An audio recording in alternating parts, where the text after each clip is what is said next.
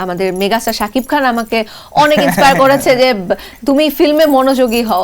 ডাক্তারের কোনো পুরুষ মহিলা হয় না, ডাক্তার মানে ডাক্তার, ফুল স্টপ। কালাভুনা আমার ভীষণ পছন্দ। আমি চট্টগ্রামের মেয়ে। তাণ্ডবের লিচু বাগান বা নিশাত থেকে এখন তানিম নূরের বনলতা এক্সপ্রেসের চিত্রা, এবং প্রতিদিনই আমার হচ্ছে একদম সবার আগে কল টাইম থাকতো সকাল 8টায়। যখন স্কুলে এসে আমার কোনো টিভিসি অন এয়ার হলে আমার ফ্রেন্ডরা এসে বলতো এই তোর ওই টিভিসিটা দেখছি, ওইটাও আমার খুব মানে আমি এনজয় করতাম। টিচার হওয়ার সম্ভাবনাটা তো এখনো আছে, কোনো একটা সময় আমাকে সেই রোলেও দেখা যেতে পারে। আমার বেস্ট ফ্রেন্ড, ওর সাথে আমার বন্ধুত্ব ক্লাস 2 থেকে। প্রথম প্রেমের চিঠি কবে পেয়েছেন? কখনো প্রেমের চিঠি পাইনি। ক্লাস না করে হচ্ছে খেলতাম ক্রিকেট, ফুটবল। আমি মানে ভীতু আছি বেশ। আমার আম্মু আগে বলতো যে আমার সাথে অপিয়াপুর মিল পাওয়া যায়।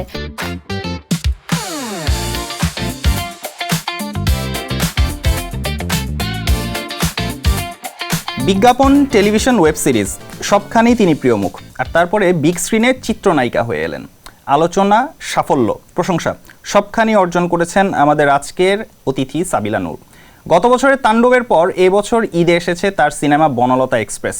এশিয়া পোস্টের ঈদ স্পেশাল এপি স্টার অনুষ্ঠানে আজকের অতিথি সাবিলা নূরের সাথে সিনেমা ছাড়াও কথা বলবো ঈদ, ছোটবেলার স্মৃতি আর জানা অজানা অনেক কিছু নিয়ে। সাবিলা আপু কেমন আছেন? আলহামদুলিল্লাহ ভালো আছি, আপনি কেমন আছেন? আমিও ভালোই আছি।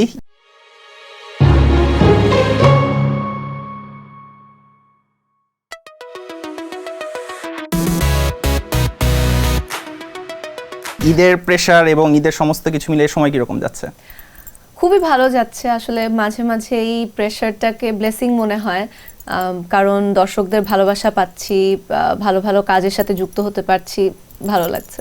পরপর দুইটা ঈদ, দুইটা সিনেমা, এবং দুইটা সিনেমাই কিন্তু শুরু থেকেই যথেষ্ট আলোচনায় ছিল, এখনো আলোচনায় আছে। কেমন লাগছে? এই আনন্দটা কেমন এবং প্রেশারটা কেমন? আসলে প্রথমে যখন তাণ্ডবে কাজ করেছি তখন তো এক ধরনের প্রেশার অবশ্যই ছিল, যেহেতু মেগাস্টার শাকিব খানের সাথে স্ক্রিন শেয়ার করা।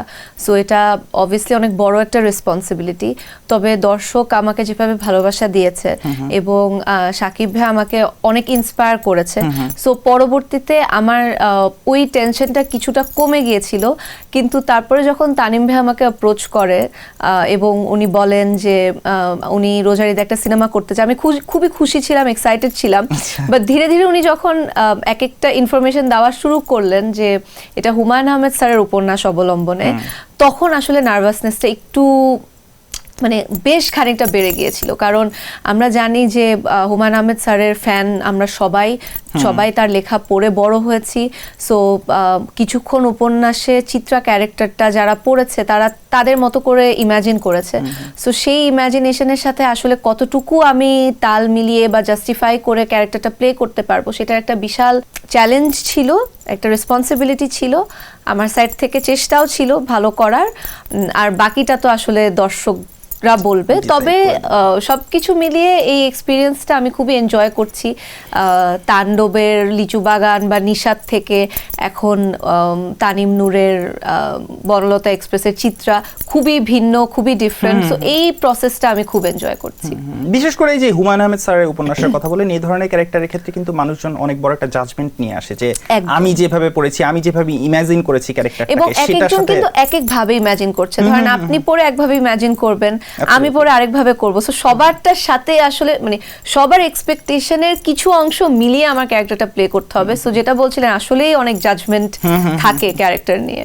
কতটুকু কনফিডেন্ট যে সবার এই জাজমেন্ট, সবার এই যে চাওয়া প্রত্যাশা ওই ক্যারেক্টারের সাথে আপনি আপনার কাজের জায়গা থেকে কি রকম মনে করেন? আমার কাজের জন্য না, আমি কনফিডেন্ট কারণ আমাদের টিমটা আসলে দুর্দান্ত ছিল। আমি যদি আমাদের ক্রুদের কথা বলি, মানে তানিম ভাইয়া তো ডেফিনেটলি মানে বিউটিফুল, অ্যামেজিং একটা মানুষ।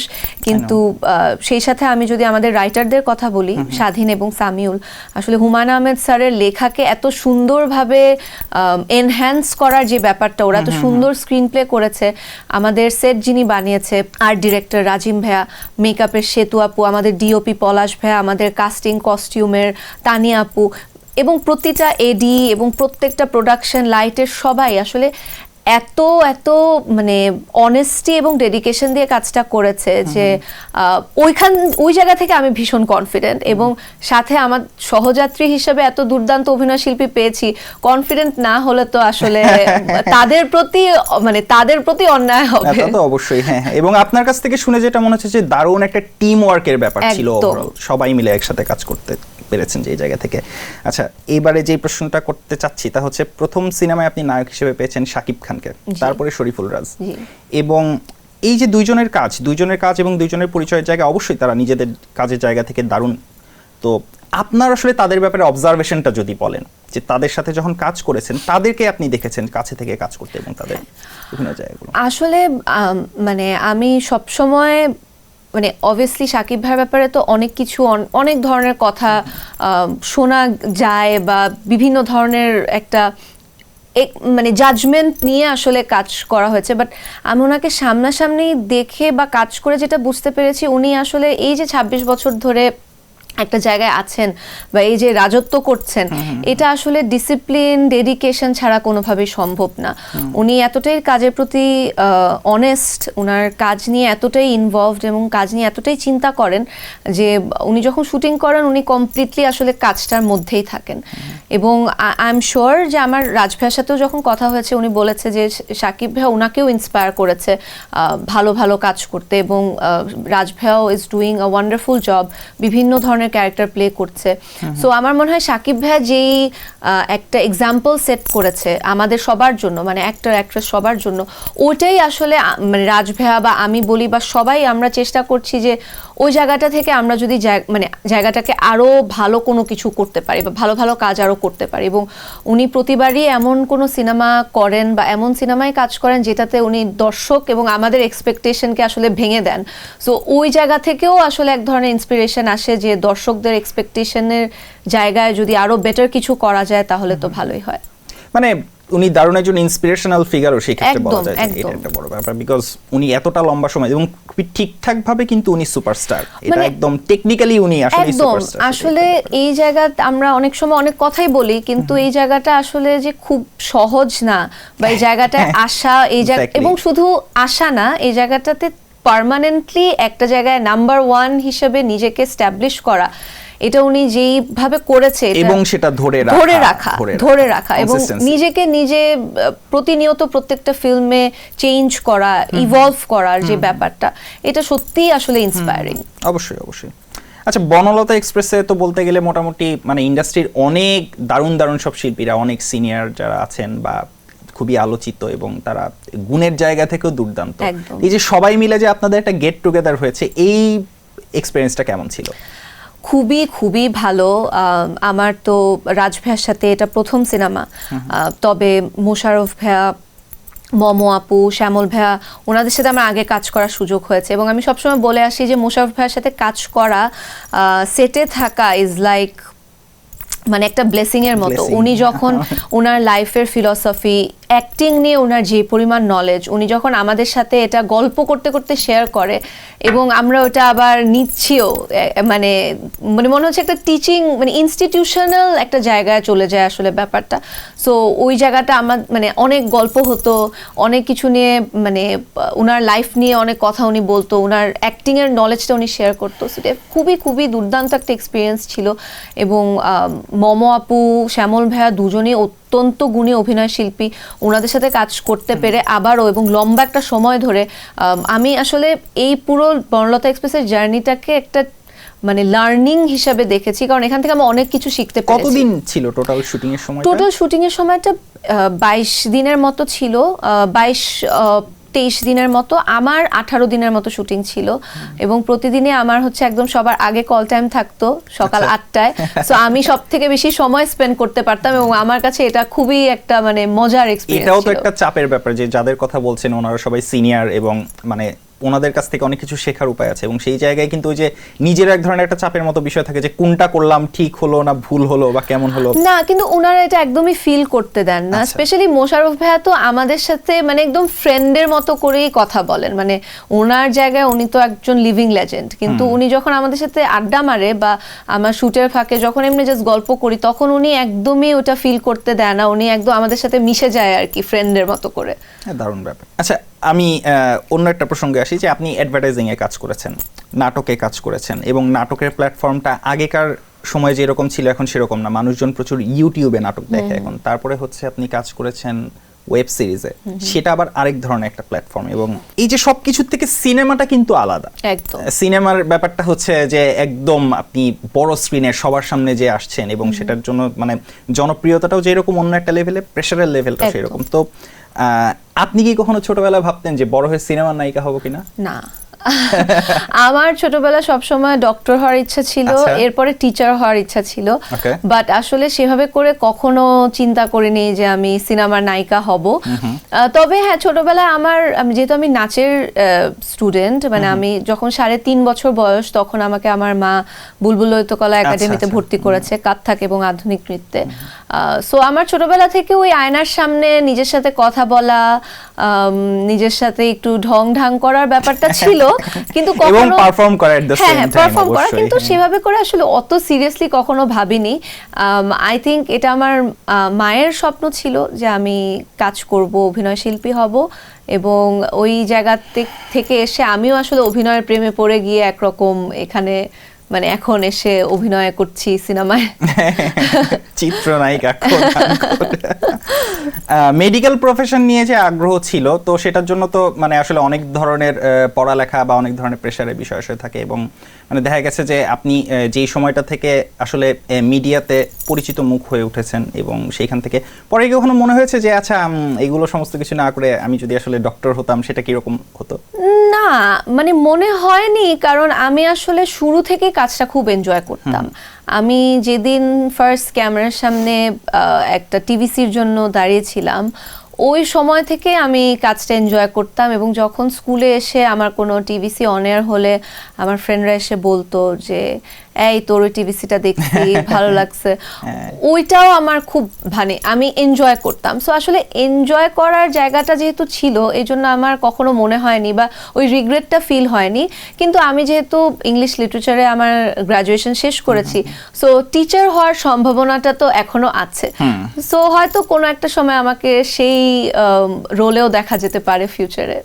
না, ইংলিশ লিটারেচারের সাথে স্বাভাবিকভাবে মানে বিভিন্ন ধরনের কাহিনী বা গল্পতে কাজ করার যে অভিজ্ঞতা, সেটা তো আসলে এটার সাথে সম্পৃক্ত, কারণ ইংলিশ লিটারেচার থিয়েটারের ব্যাপার স্যাপার আছে, নাটকের ব্যাপার স্যাপার আছে, বা আরো অনেক কিছু রয়েছে। সো সেই জায়গা থেকে আই হোপ আপনি ভবিষ্যতে শিক্ষকতাতেও যাবেন ইনশাআল্লাহ। ইনশাআল্লাহ। ছোট পর্দা আর বড় পর্দার পার্থক্যটা আপনার কাছে কি রকম মনে হয়? বড় পর্দার আসলে একটা অনেক বড় রেসপন্সিবিলিটি, যেটা হচ্ছে যে অডিয়েন্স আমাদের সিনেমা দেখার জন্য তাদের মূল্যবান সময়, পয়সা এবং মানে এই যে জার্নিটা করে সিনেমা হলে আমাদেরকে সিনেমা দেখতে যাবে এবং বিগ একটা স্ক্রিনে দেখবে, ডিসিশন মেকিং এর একটা জায়গা থাকে, এটা কিন্তু অনেক বড় একটা রেসপন্সিবিলিটি। আমি কি আসলে সেটা করতে পারছি নাকি, আমি কি হলে আমার অডিয়েন্সকে আনতে পারছি নাকি। ছোট পর্দার যে একটা মজা আছে সেটা হলো অডিয়েন্স তো আসলে আমাকে টিভিতে বসে কিংবা ইউটিউবে বসে দেখতে পাচ্ছে, সো তাদের কাছে অ্যাক্সেসটা একটু ইজিয়ার। বাট যখনই বাট যখন আসলে এই মানে টিকিট কেটে পরিবারকে নিয়ে সময় করে জ্যাম ঠেলে আমরা যাচ্ছি হলে, একদম তখনের ব্যাপারটা তো ওটার একটা বড় রেসপন্সিবিলিটি আছে। আপনার স্কুল কোনটা ছিল? স্কলাস্টিকা। ছোটবেলার বন্ধু বান্ধবদের সঙ্গে যোগাযোগ আছে এখনো? হ্যাঁ, একদম।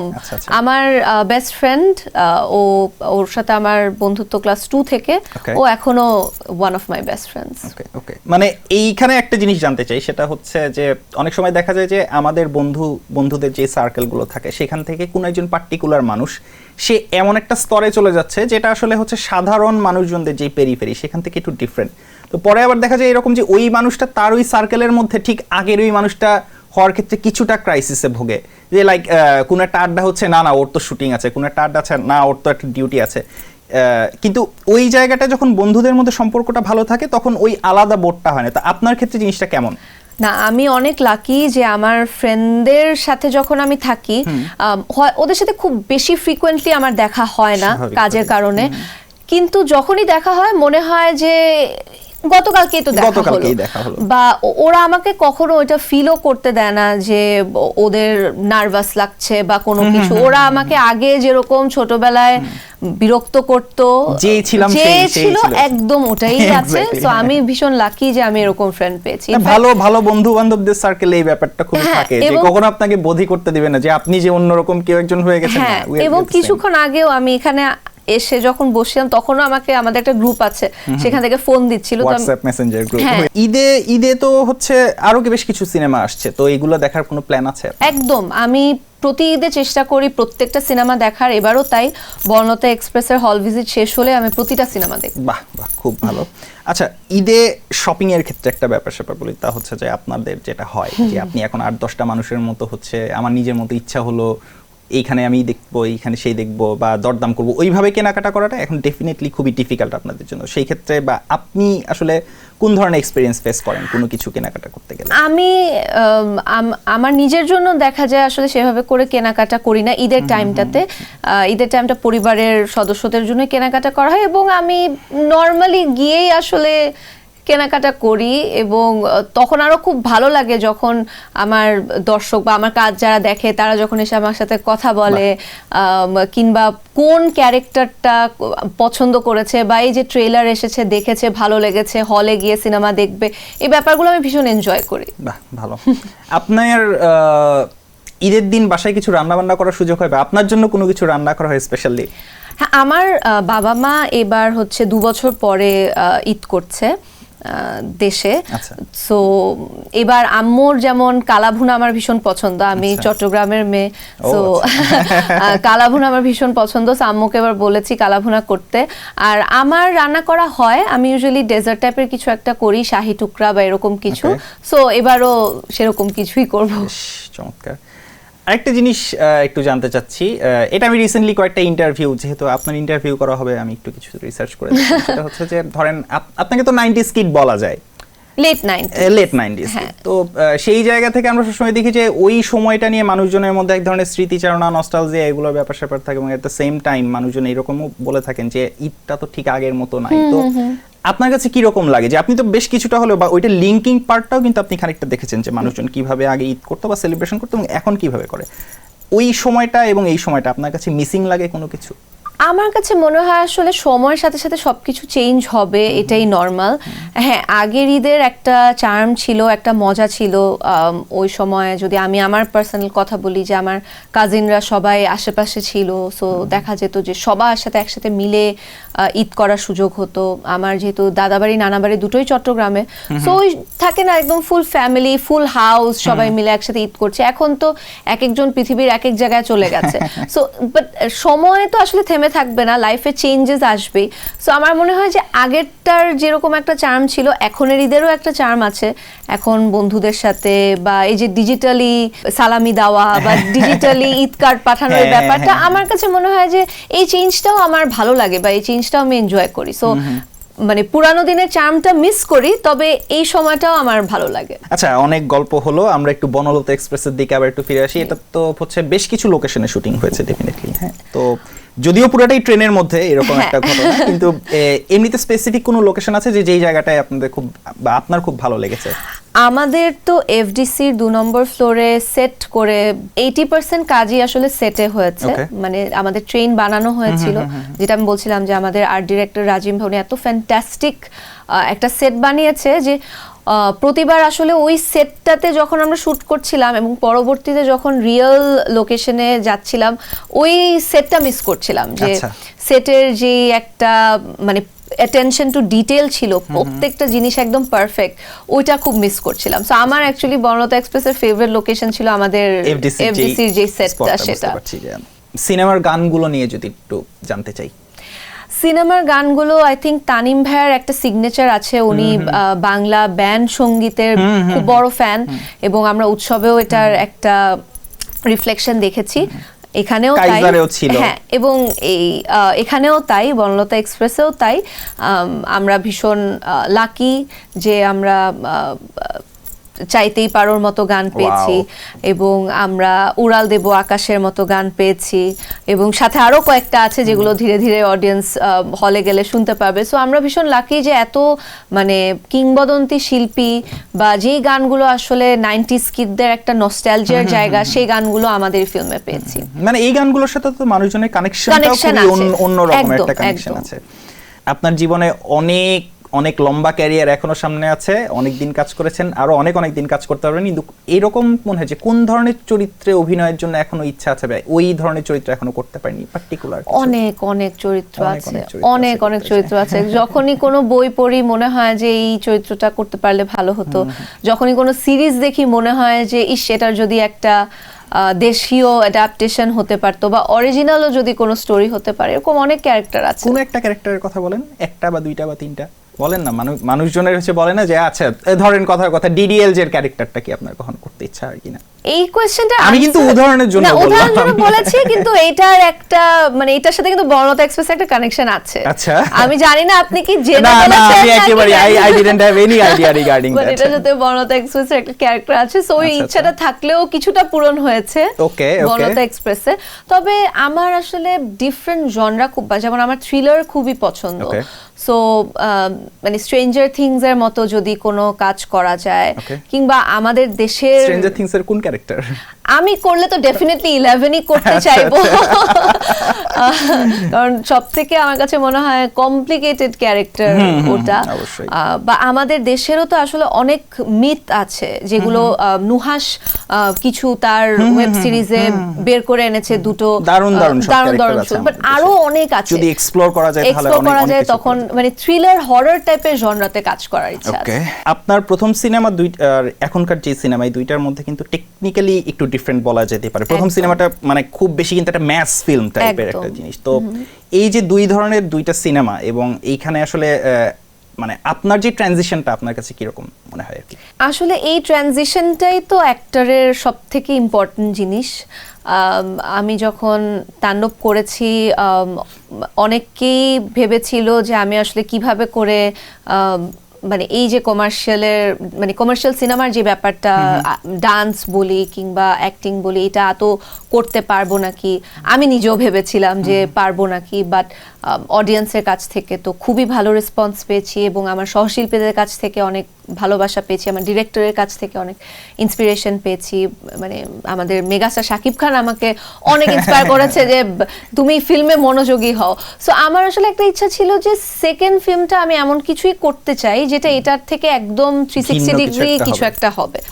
বাট আমি খুবই লাকি যে আমি ওটা পেয়েছি। হয়তো আমি ভেবেছিলাম হয়তো এই ঈদে না আসলেও পরের ঈদে বা তার পরের বছর ঈদে, বাট আমি ভীষণ লাকি যে এই ঈদেই তানিম ভাই এসেছে, এবং একদমই আমি যেটা চেয়েছিলাম 360 ডিগ্রি শুধু ক্যারেক্টার মানে আমার চরিত্রের দিক থেকে না, ইভেন পুরো ফিল্মের মানে পুরো ফিল্মের প্যাকেজিং এর দিক থেকেও একদমই ডিফারেন্ট একটা জিনিস। তো আমার কাছে মনে হয় অ্যাক্টর হিসেবে এটাই আমার জার্নির সব থেকে ইম্পর্টেন্ট পার্ট হয়ে থাকবে, যে আমি এই তাণ্ডবের নিশাদ থেকে বনলতা এক্সপ্রেসের চিত্রা বা এর পরেরটাতে আসলে কি চেঞ্জ আনতে পারি, এই জার্নিটাই অডিয়েন্সের কাছে বিভিন্ন ধরনের। এখন একটা প্রশ্ন, আমি এই প্রশ্নটা আমি বিশেষভাবেই করতে চাই, তা হচ্ছে যে আমাদের সিনেমার ইন্ডাস্ট্রি যেটা, সেটা কিন্তু খুবই মানে বলিউডকে ফলো করে অনেকটা আগে থেকেই। ইটস নট লাইক যে এখন থেকে ফলো করছে, অনেক আগে থেকে ফলো করা হচ্ছে। সো রিসেন্টলি যেটা দেখা যায় যে বলিউডে পার্টিকুলার কয়েকটা ফিল্মের খুব সাকসেসের পর সেই ফিল্মগুলোর একটা দারুণ প্রভাব আমাদের ইন্ডাস্ট্রিতে চলে আসছে। আমি নাম ধরেই বলছি, অ্যানিমেল অথবা যদি বলা হয় যে কেজিএফ বা কবির সিং। এই সিনেমাগুলোতে যে প্রচণ্ড রকম মেল ডমিনেন্স বা ভয়ঙ্কর ভায়োলেন্স, এবং যেটা দেখা যাচ্ছে যে আলফা মেলের যে বিষয়গুলো, এবং অনেক সময় দেখা যায় যে এই ধরনের চরিত্রগুলো খুবই জনপ্রিয়তা পাচ্ছে, এবং অ্যাট দ্য সেম টাইম এগুলো কিন্তু জেন্ডার ভিত্তিকভাবে বলা যেতে পারে যে নারীর প্রতি এক ধরনের সহিংসতাও চলে আসছে এই সিনেমাগুলোর জন্য। এবং আমাদের দেশেও কিন্তু সিনেমা হচ্ছে ওই সাকসেসটাকে ফলো করে। এই ধরনের সিনেমার ন্যারেটিভ যদি আসলে বাড়তে থাকে সোসাইটিতে, আসলে আপনি একজন অ্যাক্ট্রেস এবং অ্যাট দ্য সেম টাইম আপনি অনেক মানুষজনকে রিপ্রেজেন্ট করেন, অনেক নারীদেরকে রিপ্রেজেন্ট করেন, এবং অনেক নারীরা আপনাকে দেখে। এবং সেই জায়গা থেকে আপনি কি মনে করেন যে আসলে আমাদের এই ধরনের ন্যারেটিভটা যে যদি বাড়তে থাকে, সেটা আসলে কোন ধরনের এফেক্ট পড়তে পারে? আচ্ছা, আমি দু ভাগে অ্যান্সারটা করি। প্রথমে যে কপির ব্যাপারটা আছে, আমাদের সিনেমা যেরকম বলিউড থেকে কপি করে, বলিউডও কিন্তু হলিউড থেকে কপি করে, এবং এরকম Exactly. অসংখ্য হলিউড সিনেমা আছে যেগুলো আমি যদি বলি যে বিভিন্ন অ্যানিমেটেড মুভি থেকে কপি করা হয়েছে, মানে পুরানো। সো কপির ব্যাপারটা, মানে আমি একটা কোট পড়েছিলাম যে everything is a copy of a copy of a copy, nothing is original. So কপির বিষয়টা আসলে একটু টুকটাক হয়তো থাকবেই, বাট এটা ঠিক যে কপিটা আসলে কোন ভাবে বা কোন ধরনভাবে, মানে কোন ধরনে করা হচ্ছে সেটা খুবই, মানে সেটার দিকে একটা নজর রাখা দরকার। অবভিয়াসলি যে আপনি বলছেন যে আলফা মেল বা মেল ডমিনেটেড যে ক্যারেক্টারগুলো আমরা ফিল্মে দেখি, এগুলো যদি বাড়তে থাকে, definitely it's not a good sign.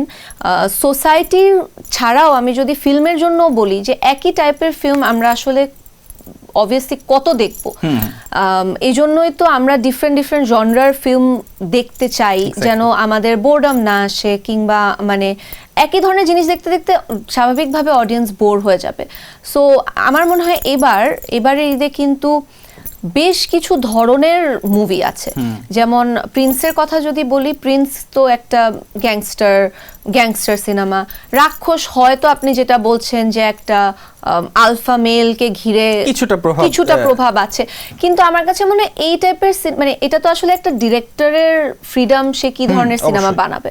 কিন্তু যদি আসলে সেটার পাশাপাশি অন্যান্য সিনেমাও হয়, তখন এটা সুন্দর একটা মিক্সচার, যেমন বনলতা এক্সপ্রেস আমাদের জন্য এবার আছে। সো সেরকম প্রিন্স আছে, রাক্ষস আছে, দম আছে যেটা সার্ভাইভাল থ্রিলার, প্রেসার কুকার আছে। সো আপনি যেটা দেখছেন আলফা মেল, সাথে কিন্তু একটা প্রেসার কুকার আছে যেখানে 4টা লিডিং লেডি আছে, রায়হান রাফি সেরকম একটা কাজ করছে, এবং সাথে বনলতা এক্সপ্রেস আছে। সো এই মিক্সচারটা খুব দরকার, সো দ্যাট একটা ভ্যারাইটি অফ জনরা, একটা ভ্যারাইটি পায় অডিয়েন্স। তাহলেই তো হলে যেতে ইচ্ছা করবে যে আচ্ছা আজকে আমি এটা দেখলাম, আগামীকাল আমি একটু ডিফারেন্ট কিছু ট্রাই করি। সো ওই ভ্যারাইটিটা আমাদের খুবই দরকার, অ্যান্ড আই থিঙ্ক এটার চেঞ্জ আসছে, এবং ফিউচারে হয়তো আরো ভালো করে আমরা চেঞ্জটা দেখতে পাবো। বনলতা এক্সপ্রেস থেকে আপনার পছন্দের কোনো একটা ডায়ালগ বা কোনো একটা পার্টিকুলার কোনো একটা অংশ যদি আপনি এখন বলেন, বা অ্যাক্টিং করে ছোট্ট করে। আচ্ছা, আমার একটা ডায়লগ ছিল ডাক্তারের কোনো পুরুষ মহিলা হয় না, ডাক্তার মানে ডাক্তার, ফুল স্টপ।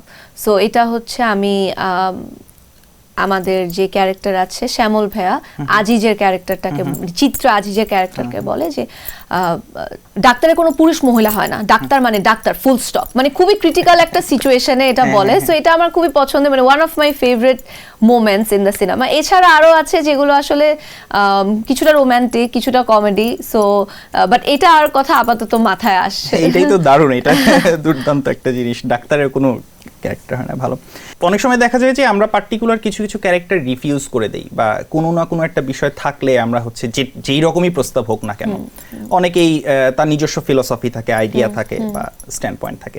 আপনি কোন ধরনের বিষয় থাকলে, no matter whatever the offer is, আপনি সেই প্রজেক্টটা রিফিউজ করে দেন? এরকম কোনো, মানে আমার এরকম কোনো ধরা বাঁধা কন্ডিশন নেই যে এটা থাকলে আমি রিফিউজ করে দিব। আমি চাই ডিফারেন্ট কিছু করতে। সো যদি এরকম দেখি, যেটা আমার ছোট পর্দায় কাজের ক্ষেত্রে অনেক হয়েছিল, যে একই ধরনের ক্যারেক্টার বারবার আসছিল, টম বয় ক্যারেক্টার, ঝগড়াটে ক্যারেক্টারগুলো, সো তখন আসলে রিফিউজ করা হতো। এবং আমি যেটা করতাম যে আমি একটা অপশন দিতাম যে নতুন গল্প নিয়ে আসলে আমি ডেফিনেটলি, বা নতুন ক্যারেক্টার নিয়ে, সো এনিথিং রিপিটেটিভ জিনিস, হ্যাঁ, তখন আই থিঙ্ক আমি ওটা না। সামনে কাজের ব্যস্ততা কেমন? আলহামদুলিল্লাহ, ব্যস্ততা আছে, থাকবে, আমরাও আশা করি ব্যস্ততা আছে। আচ্ছা, সিনেমা নিয়ে অনেক কথাবার্তা হলো, আমরা আমাদের পরবর্তী সেগমেন্টটাতে চলে যাব। আপনার প্রিয় বিভিন্ন জিনিসপত্র নিয়ে শুনবো। খুব কঠিন বিষয় না, একদম।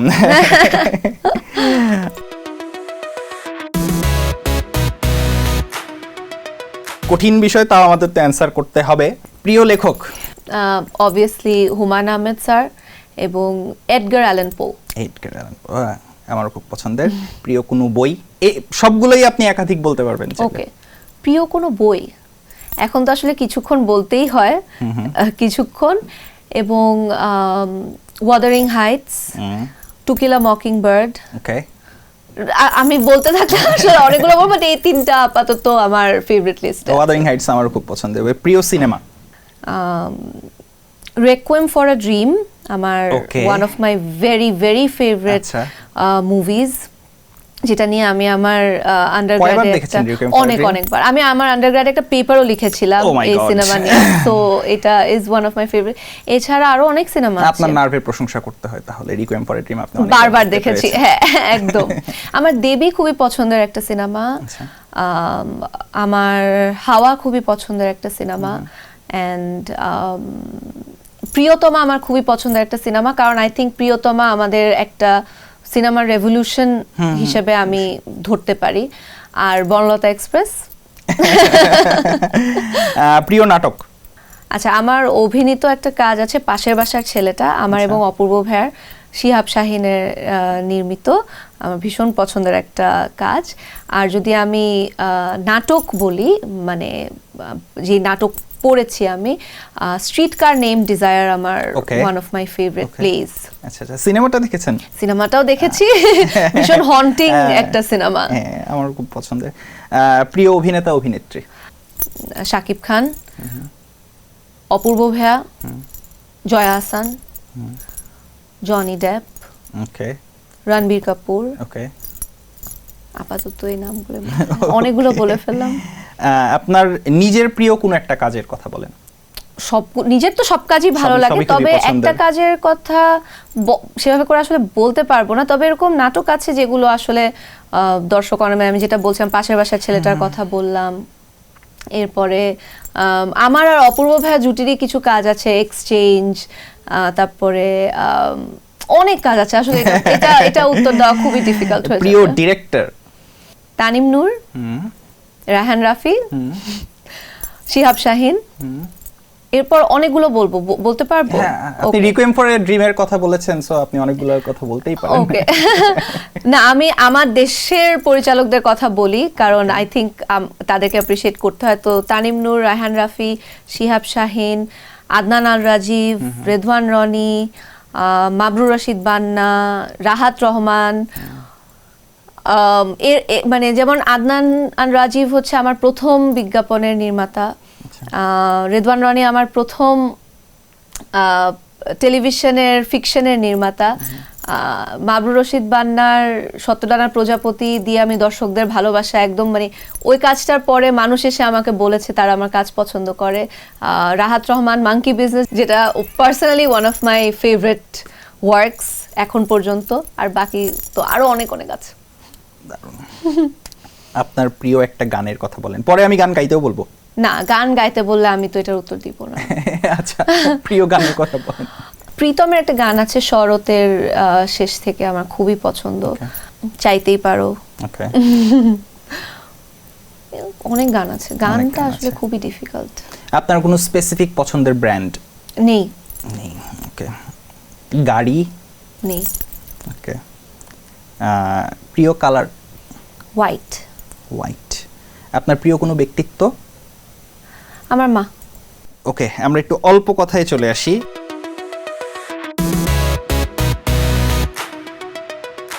আপনি অলরেডি অবশ্য বেশ কয়েকজন মানুষ সম্বন্ধে বলেছেন, তাও ছোট্ট ছোট্ট করে যদি একটু বলেন। মোশাররফ করিম? Living legend. চঞ্চল চৌধুরী? দুর্দান্ত অভিনেতা, আরেকজন living legend. Okay. Sabila Noor? trying to be a good great actor. answer. Shariful Raj? One of my favorite actors. Zakia Bari Momo? দারুণ অভিনেত্রী, দারুণ মানুষ, মানুষকে আগলে রাখতে পারে। শ্যামল মাওলা? ভীষণ ভীষণ ট্যালেন্টেড। ইন্তেখাব দিনার? ও সারপ্রাইজিং অ্যাক্টর, মানে উনি এত চুপচাপ কিন্তু উনি যখন কমেডি করে তখন আসলে ওটা খুবই মজার। শামিমা নাজনীন? আমার খুবই খুবই খুবই পছন্দের একজন মানুষ, আমি ওনার সাথে অনেক কাজ করেছি এবং এখানে পেয়ে আমার ওনাকে খুবই, মানে বনলতা এক্সপ্রেসে ওনাকে পেয়ে আমি খুবই ভালো লেগেছে। লাবণ্য চৌধুরী? ও অনেক অনেক ভালো করেছে বনলতা এক্সপ্রেসে, and she has potential to be one of the best. Okay. Tanim Noor? দুর্দান্ত ডিরেক্টর, খুবই খুবই ভালো একজন মানুষ, যিনি সবাইকে আসলে সম্মান ভালোবাসা দিতে জানেন। শাকিব খান মেগা স্টার, এবং আমি তার কাছে অনেক কৃতজ্ঞ যে উনি শুধু আমাকে কাজের সময় সাপোর্ট করেননি, উনি আমাকে উনি যেমন একটা প্রেস কনফারেন্সে, মানে আমাদের তাণ্ডবের প্রেস কনফারেন্সে মানে সবার সামনে বলেছে যে উনি চান আমি আরো সিনেমা করি। সো এই পাবলিক অ্যাপ্রিসিয়েশনটা আমাদের দারুণ মধ্যে ব্যাপার। আসলে খুব কম দেখা যায়। সো এবং মেগাস্টার শাকিব খান থেকে এরকম পাবলিক অ্যাপ্রিসিয়েশন পাওয়া তো ডেফিনেটলি একটা বড় ব্যাপার। ওকে, আচ্ছা আমরা আমাদের পরের সেগমেন্টটাতে চলে যাব। এটা হচ্ছে না বলা কথা।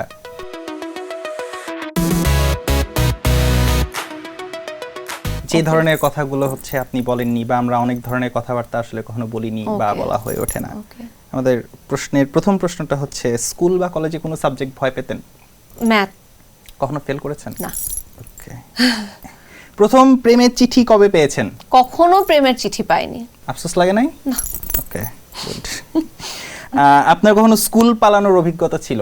পালানো না, বাট ক্লাস বাঙ্ক করার, হ্যাঁ বাঙ্ক করার অভিজ্ঞতা আছে। মানে ক্লাস না করে হচ্ছে খেলতাম ক্রিকেট বা ফুটবল বা এরকম, মানে খেলতে তো পারতাম না, মানে চেষ্টা করতাম আর কি। মানে পার্টিকুলারলি এরকম হয় নাই যে কখনো স্কুল পালি আপনারা অন্য না না অন্য কোথাও গেছি, না না আমি মানে ভীতু আছি বেশ এসব দিক থেকে। আর আমি হচ্ছে ভীষণ, মানে আমার টিচাররা আমাকে খুবই পছন্দ করতো, সো এই কাজ কখনোই করিনি। বাসায় কখনো অন্য কোনো বাহানা দিয়ে কখনো ডেটিং এ যাওয়া হয়েছে? না, ডেটিং এ যাওয়া হয়নি। এটা বলে যেমন এরকম হচ্ছে যে আমি বলেছি যে আমি কারো বাসায় যাচ্ছি, বা আসলে কাজে গিয়েছি। ওকে।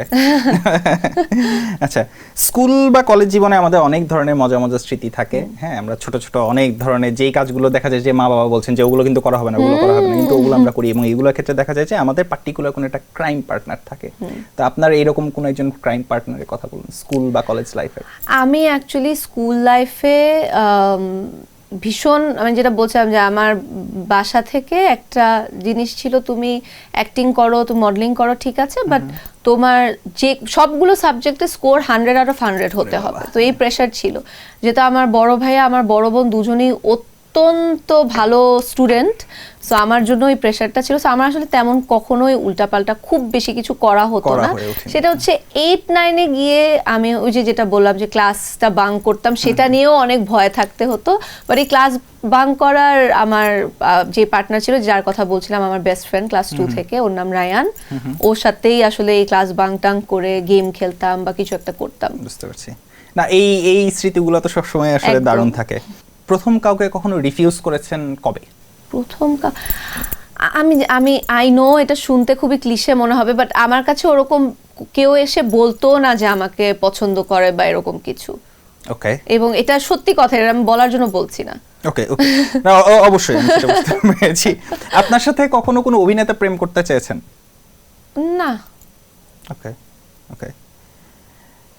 অনেক বোরিং লাইফ। না, আপনার রিঅ্যাকশন দেখে মনে হচ্ছে আর কি। না না, এটা আমি কানেক্ট করতে পারছি, সেটা ঠিক আছে। কারণ আপনি অনেক ছোটবেলা থেকে কাজ করেছেন এবং কাজের পাশাপাশি যখন আসলে পড়ালেখাটাও খুব ভালো মাত্রায় থাকে, অনেক কিছু যখন মানুষজন মেনটেন করে যায়, তখন আসলে না মানে দেখা যায় যে সে যেমন অনেক কিছুর মধ্যে চাইলেই চলে যেতে পারছে না, এবং তারও খুব আশেপাশে চাইলেই অনেকে চলে আসতে পারে না। সেটা একটা ব্যাপার। আপনি খুব সুন্দরভাবে এক্সপ্লেনেশনটা দিয়েছেন।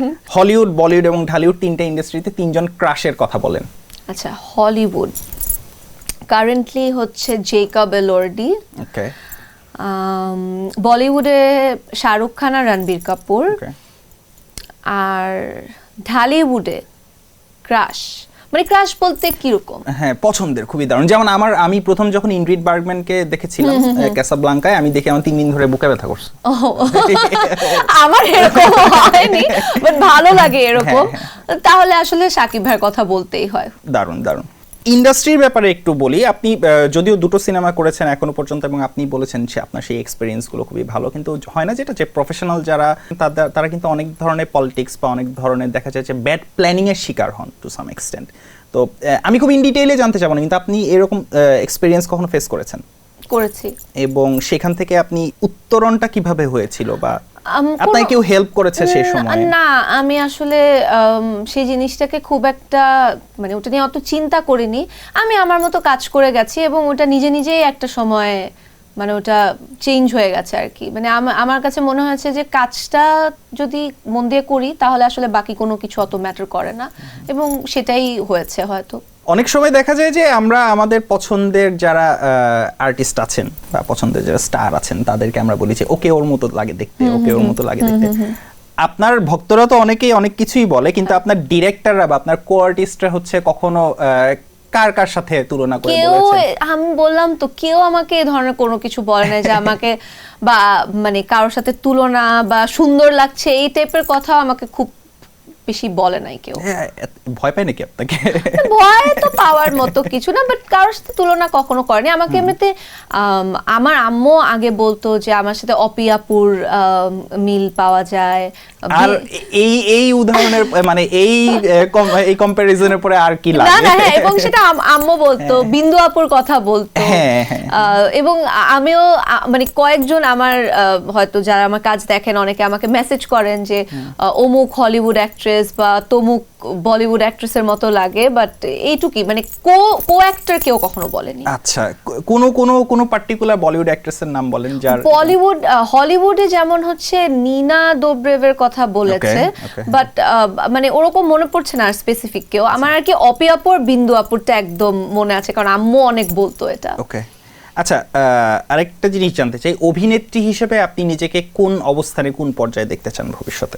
এখন থেকে অনেক অনেক অনেক অনেক বেটার একটা অ্যাক্টর, যে আসলে কোনো চরিত্র করার সেটা যতই ডিফিকাল্ট হোক না কেন সেই চ্যালেঞ্জটা নিবে, এবং চ্যালেঞ্জটা নিয়ে চ্যালেঞ্জটার মানে 100% জাস্টিফিকেশন করতে পারবে, এরকম একজন অ্যাক্টর হতে চায়। আপনি ছোটবেলায় ডক্টর হতে চেয়েছিলেন, পরে পড়ালেখা করেছেন ইংলিশ লিটারেচারে, হয়েছেন একজন জনপ্রিয় অভিনেত্রী এবং অনেকগুলো সেক্টরে কাজ করেছেন, যেটা আমাদের কথাবার্তায় ছিল। তো ভবিষ্যতে যদি কখনো এরকম হয় যে আপনি আপনার এই যে কাজের ক্ষেত্র এগুলো ছেড়ে অন্য কোনো একটা প্রফেশনে যেতে চাচ্ছেন বা সেখানে হচ্ছে নিজেকে স্টেবল করবেন, সেই ক্ষেত্রে হোয়াটস ইউর প্রেফারেন্স? টিচিংটাই আমার আসলে, টিচিং এর প্রতি একটা খুব মানে ইচ্ছা আছে যে আমি, কারণ আমার লাইফে আমার টিচাররা আমাকে অনেক হেল্প করেছে এবং অনেক সাপোর্ট করেছে। সো আমিও আসলে চাই যে একজন টিচার হয়ে আমি যদি কাউকে সাপোর্ট বা হেল্প করতে পারি সেটা খুবই ভালো হবে। সো টিচার হওয়ার এখনো ইচ্ছা আছে এবং হোপফুলি সম্ভাবনাও আছে। হলে ভালো। আপনার স্টুডেন্টরা আসলে অনেক ভার্সেটাইল এক্সপেরিয়েন্সটা আপনার কাছ থেকে জানতে পারবে, বিকজ কন্টেন্ট এবং বিশেষ করে যেহেতু আপনি ইংলিশ লিটারেচার পড়ালেখা করেছেন সেখান থেকে আসলে যে কোনো একটা ক্যারেক্টার, অনেক ক্যারেক্টারের বিষয় যেহেতু আসে, সো আপনি এগুলোকে আসলে অনেক অন্যভাবে বলতে পারবেন বলে আমার মনে হচ্ছে। হোপফুলি। লাস্ট একটা প্রশ্ন করব, সেটা হচ্ছে যে আমাদের দেশে অনেক সময়, যেটা আমরা অনেকটা লম্বা না, কঠিন প্রশ্ন না, আপনার অপিনিয়ন জানতে চাই। হ্যাঁ, দেখা যায় যে আমাদের দেশে অনেকেই তারা ক্যারিয়ারে খুব দারুণ সাফল্য যখন পাচ্ছেন, অ্যাডভার্টাইজিংয়ে হতে পারে, নাটকে হতে পারে বা সিনেমায় হতে পারে, এরকম সাফল্যের খুব দারুণ একটা জায়গায় থাকা অবস্থায় তারা হঠাৎ করে বিদেশে চলে গেছেন এবং তারা সেখানে স্থায়ী হয়েছেন। অনেক নাম আছে আমাদের, অনেক অনেক পরিচিত নাম আছে। কে কেন গেছেন দ্যাটস আ ডিফারেন্ট থিং। এইখানে যে জিনিসটা জানতে চাই যে আপনার কখনো বাইরে একবারে চলে যাওয়ার চিন্তা ভাবনা আছে কিনা? আমার এখন পর্যন্ত মানে আমি এখন পর্যন্ত, কারণ মাইন্ড যে কোনো সময় যে কোনো কারণে চেঞ্জ হতে পারে, এখন পর্যন্ত আমার এরকম চিন্তা ভাবনা নেই। যারা যারা গিয়েছেন তাদের ডেফিনেটলি পার্সোনাল অনেক রিজন থাকতে পারে, বাট আমার আপাতত নেই। এবং আমি এতটুকু অ্যাটলিস্ট জানি যে আমি যদি কখনো যাই, আমি হুট করে যাব না, আমি আমার অডিয়েন্সকে সেটা ডিসক্লোজ করব, চেষ্টা করব কারণটা বলে হলেও যেতে, কারণ আমার কাছে মনে হয় অডিয়েন্সের কাছে আমার ওই রেসপন্সিবিলিটিটা আছে। তবে আপাতত এই ধরনের আমার মানে এই ধরনের ডিসিশন নেওয়ার ইচ্ছা আপাতত নেই। আপনার তো যেহেতু টিচিং প্রফেশনে যাওয়ার ইচ্ছা আছে, সেক্ষেত্রে হায়ার স্টাডিজের জন্য তো আপনি আমার হায়ার স্টাডিজ করার ইচ্ছা আছে, বাট সেটাও আমি কখনো আর কি পার্মানেন্টলি হয়তো সেটেল করব না, হয়তো পড়াশোনা শেষ হলে বা পড়াশোনার মাঝে যাওয়া আসা করেও তো কাজ করার সুযোগ আছে। ওকে, আপনি কখনো কোনো জার্নির মধ্যে কখনো ঝড় বা কোনো একটা অ্যাক্সিডেন্ট এরকম কোনো কিছুর মধ্যে পড়েছেন কখনো? এই রিসেন্টলি পড়েছি। আমরা হচ্ছে বনলতা এক্সপ্রেসের, আমি এবং শরীফুল রাজ ভাই, আমরা বনলতা এক্সপ্রেসের একটা প্রমোশনের জন্য চট্টগ্রামে গিয়েছিলাম।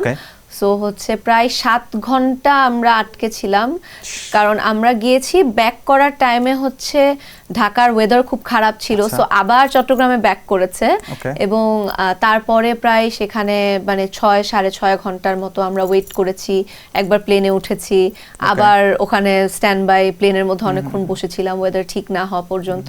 সো বাসায় পৌঁছানোর কথা সন্ধ্যা 7টা 7:30টার দিকে, রাতের 2:30টার দিকে পৌঁছেছি। শাকিব খানের সাথে আবারও কখনো সিনেমায় কবে দেখতে পেতে পারি আমরা? দেখা যাক না কি হয়, দেখা যাক না। পার্টিকুলারলি আসলে অনেক ধরনের কথাবার্তা আপনার সাথে হলো এবং আপনি খুবই প্রিসাইজলি আসলে নিজের জায়গা থেকে জিনিসগুলো ব্যাখ্যা করেছেন, যেটা মানে অনেক সময় দেখা যায় যে আমরা কোন একটা প্রশ্নের ক্ষেত্রে হ্যাঁ বা না বোধক একটা উত্তর দিয়ে দিই, কিন্তু আপনি আসলে খুবই সুন্দরভাবে ব্যাখ্যা করেছেন। এটা আমার কাছে মনে হয়েছে আপনার সিনেমা এবং পার্টিকুলারলি লিটারেচার এগুলোর পছন্দ খুবই দারুণ। শুধুমাত্র যে আপনার একাডেমিক ব্যাকগ্রাউন্ডের জন্য তা না, আপনি যে অনেক ধরনের সিনেমা, লিটারেচার বা গানের জন্য আপনার আগ্রহ আছে, এটা জেনে আমার খুবই ভালো লেগেছে। আমার সিনেমা দেখতে ভালো লাগে। যাই হোক, লাস্ট অফ অল আমাদের এই যে এই অনুষ্ঠানটায় আসলেন আপনার কেমন লাগলো এবং দর্শকদের জন্য যদি কিছু বলেন। খুবই ভালো লাগলো আপনার প্রশ্নগুলো, আমি একটু ভয়ে ছিলাম যে কি প্রশ্ন হবে, তবে ভীষণ ইন্টারেস্টিং ছিল। আপনার সাথে কথা বলে দারুণ লাগলো। আর দর্শকদেরকে অনেক অনেক ধন্যবাদ জানাতে চাই সাপোর্ট করার জন্য, ভালোবাসা দেওয়ার জন্য। আশা করি হলে গিয়ে বনলতা এক্সপ্রেস দেখবেন পরিবার সহ, সেই সাথে যেই যেই সিনেমাগুলো রিলিজ পাচ্ছে সবগুলো দেখবেন, কারণ আপনারা হলে গিয়ে সিনেমা দেখলেই আমরা ভবিষ্যতে আরো ভালো ভালো সিনেমা করার সাহস পাবো। ঈদের অনেক অনেক শুভেচ্ছা, ঈদ মোবারক, পরিবারের সাথে অনেক সুন্দর ঈদ কাটান। Thank you. আমাদের আজকের অনুষ্ঠানে আমাদের সঙ্গে ছিলেন সাবিলা নূর। তিনি তার নিজের এক্সপেরিয়েন্সের কথা বলেছেন, বনলতা এক্সপ্রেস নিয়ে তার যত কাজের অভিজ্ঞতা এবং যা যা কিছু লার্নিং সেগুলো শেয়ার করেছেন। অ্যাট দ্য সেম টাইম তিনি জানিয়েছেন ছোটবেলার ঈদের কথা এবং এখনকার ঈদ নিয়ে তার যেই অনুভূতি। আমাদের অনুষ্ঠানটি দেখার জন্য আপনাদেরকে অনেক ধন্যবাদ। আশা করি আপনাদের ঈদ দারুণ কাটছে এবং দারুণ কাটুক। সবাইকে ধন্যবাদ এপিস্টার দেখার জন্য। হয়ে গেছে, তালি দিতেছে। থ্যাংক ইউ আপু। নেম ডিজায়ারে মার্লন ব্র্যান্ডো যা করছে। আমি কয়েকদিন আগে হচ্ছে মার্লন ব্র্যান্ডোর কিছু জিনিসপত্র পড়তে হঠাৎ করে হচ্ছে ওই যে উনি যে এবারে গডফাদারের অস্কারটা নিয়ে করলো, ওইটায় যেই